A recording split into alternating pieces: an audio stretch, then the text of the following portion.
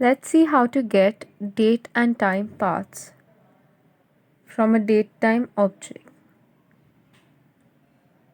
So for that, we first import the module datetime by writing import datetime, and then we create a variable dt. Just for the ease of use, I will import from datetime the package datetime. So I write it here. And now dt is equal to datetime.now. And now we can print the current datetime.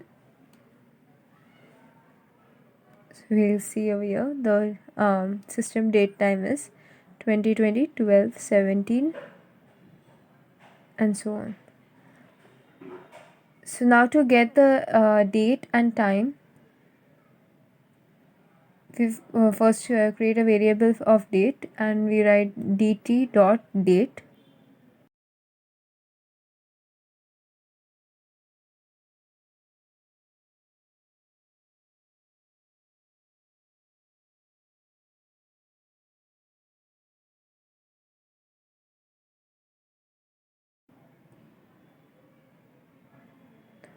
And to get the variable of time,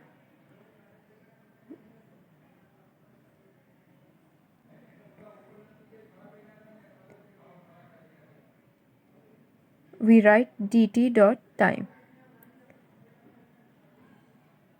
And now when we print all of these three values, we get all these three values. You can see date, time, and date time.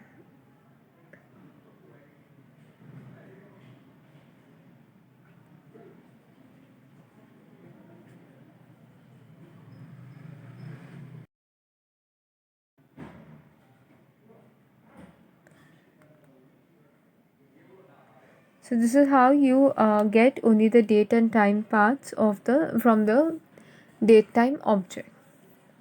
It is useful when you have to work on either date or time only. You don't need the whole date time.